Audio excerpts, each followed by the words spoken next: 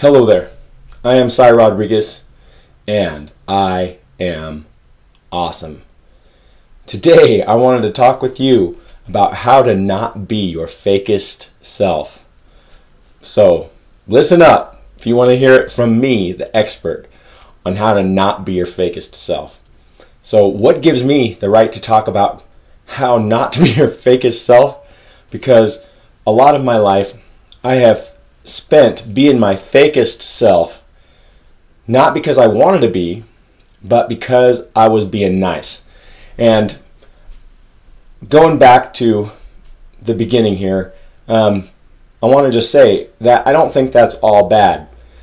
Your motivations for why you're being yourself, or why you're acting a certain way, I should say, have a lot to do, or I should say your motivations for how you act ultimately determine whether or not that is something good. And doing something good does matter. And what appears to be fake might not be fake. And let me tell you why. Let's say I'm having a conversation with somebody and they're just going on and on to me about something, and let's say I like this person. And they're telling me about things like, as if I would agree with them, about how they're a hunter and they like killed this animal and killed that animal, and they love to kill animals, and I don't eat animals so anymore. So I'm here listening to them, and maybe I don't say anything.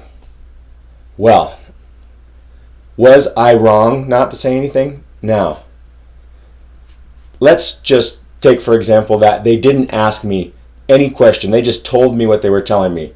So should I go out of my way to start to tell them?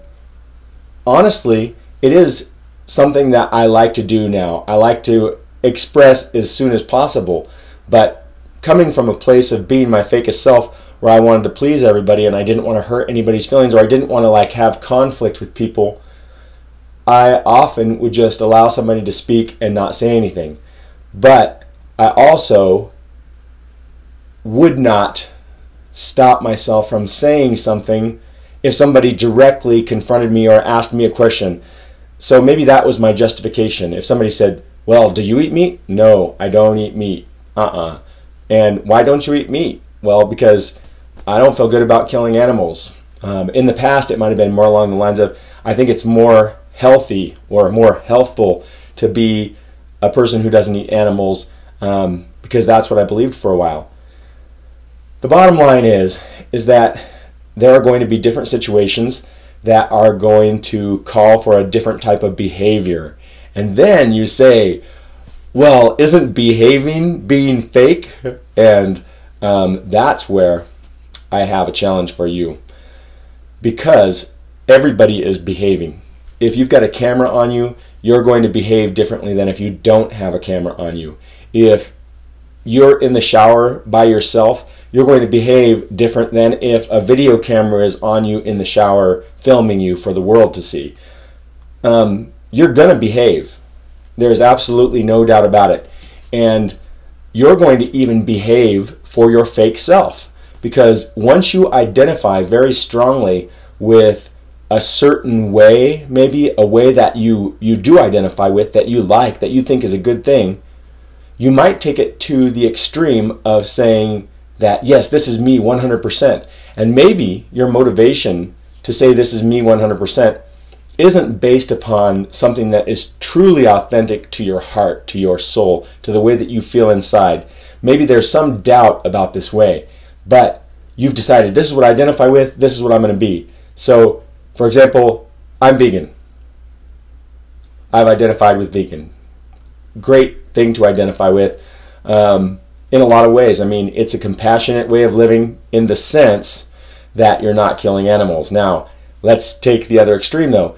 If you are militant about being vegan to the degree that you're willing to kill other people because they eat animals, are you still compassionate?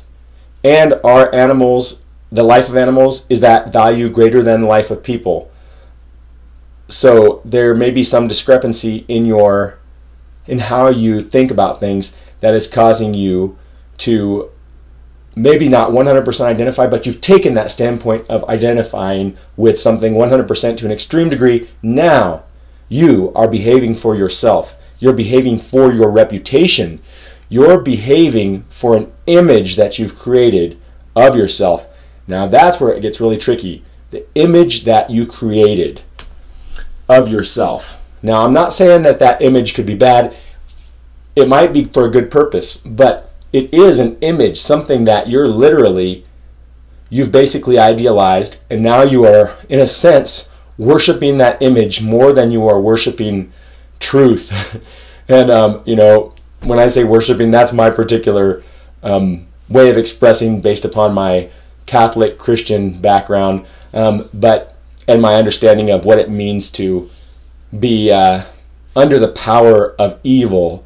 So here's what I'm saying is something along these lines, that if you have created an image of yourself that you want people to see that you are not truly 100% in line with, you have created a false image, and now you're bowing down to that image, and you're putting that image in front of truth.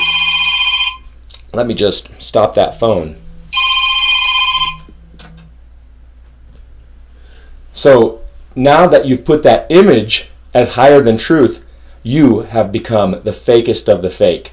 And that's what you don't want to do, because that is going to hurt you and other people. It's going to create a false sense of what is good for people to other people who maybe look up to you and think that you have somehow succeeded, or that you've somehow become the greatest version of yourself, that you've somehow become more healthy than they are, but maybe you haven't, and they're going to look to you and they're going to say, oh, how did you do that? And not being authentic and worshiping the idol that you created, you're going to tell them this is how you do it, and not even being sure of if that's how you do it yourself. That's fake. And it hurts those people, because those people come to do what it is that you have shown them and find out that they're not going to get the results that they were promised. So, does that mean, am I saying that being a vegan is inauthentic, or that it's not in alignment with truth? Absolutely not. In fact, if your heart 100% aligns and understands and clearly sees the vegan path as your way, but not just your way, like the way for all of humanity, and you don't have any doubt about that, then who am I to say that you shouldn't pursue that 100%? And that being said, I consider myself a vegan, and I consider myself to be really healthy. In fact, I really hold myself in a high regard, in the sense that I believe that I have really experimented on myself to a really extreme degree compared to most of the people that I know that are in the plant-based community. Does that make me better? No. In fact, the hard thing for me to admit and to realize is that even though I have such a great understanding, and I really follow a very simple plant-based diet, and I am healthy even by blood tests, analysis, and by my own physical ability, and the fact that everything is good considering all things for me at my age of 44 at this time.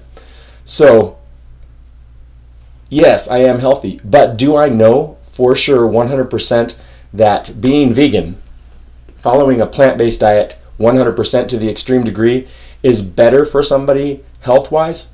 I don't know that 100%. Do I suspect that it can be optimally healthy? And is there enough research out there that kind of backs that thought? There's a lot of research out there, and there's a lot of information that's been put out that would definitely support that, but there is still question about it. And that's where I have to be authentic in order to put truth above the idol of my own image that I created for everybody to see, that I'm the vegan and look at me, you can be healthy like me. Yeah, you might be more healthy if you're a vegan, but you might not be. But so not putting veganism down, just talking about truth, being authentic. And another thing, some of you know from watching me, as I know, that I have an addictive personality. I'm addicted to health as much as I'm addicted to other things. And that includes any kind of substance that gives me a buzz. That's why for more than 10 years I haven't drank alcohol at all, not even a drop, not even a tincture, however you say that, that has alcohol in it, just because I'm so extreme in avoiding alcohol, because I somehow have come to believe that it's not good for me. Although, like, I don't think that, I mean, if somebody drinks a beer, whatever. Somebody drinks a glass of wine, no big deal. Any more than that, you might be hurting yourself. But do I have friends that drink? Yes. Do I want to hang around with somebody who gets drunk? No, because that gets me into trouble, and it supports them in making a fool out of themselves and hurting themselves. Some people, obviously, more so than others. It's a long story, a story in itself. But what I'm talking about is not being fake.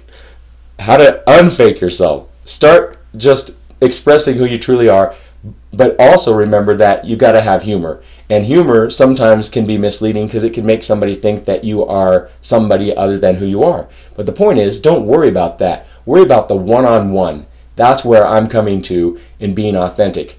Be one-on-one with the individuals who come into your life, to the degree that when you're confronted with somebody who eats meat, that you can actually speak to them and say, hey, you know what?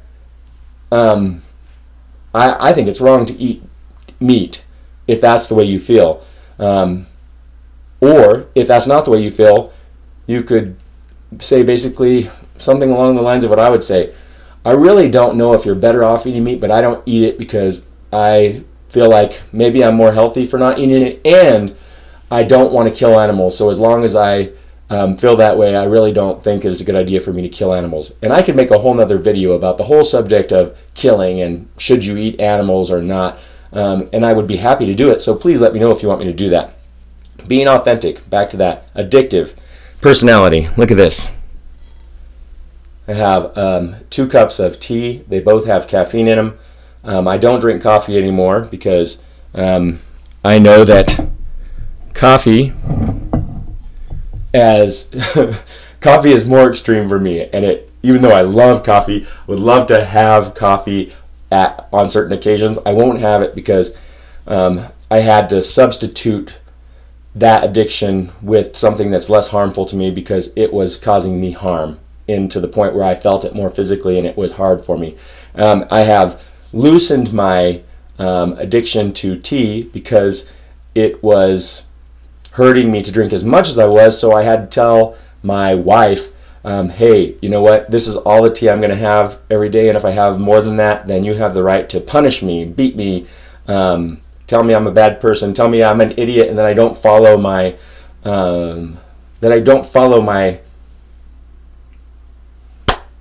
word.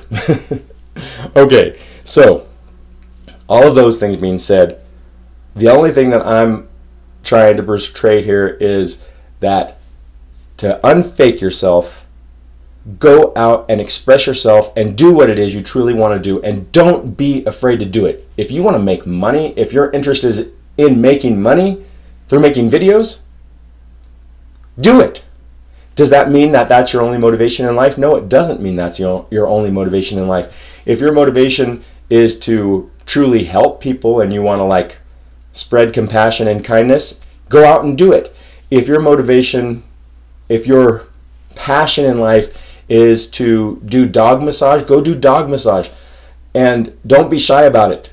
And don't be afraid to let your gifts that you have shine. But don't feel the need to be somebody you're not.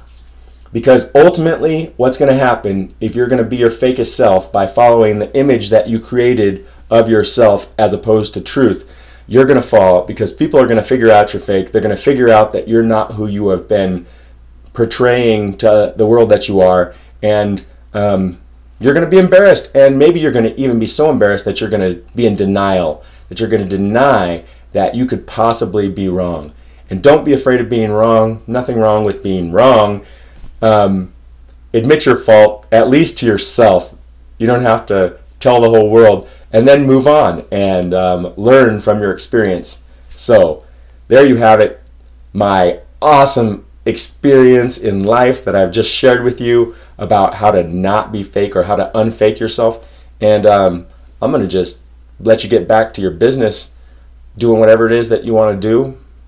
And of course, you didn't need my permission for that, right? See how arrogant I can be when I'm being my true, authentic self without even trying to be arrogant.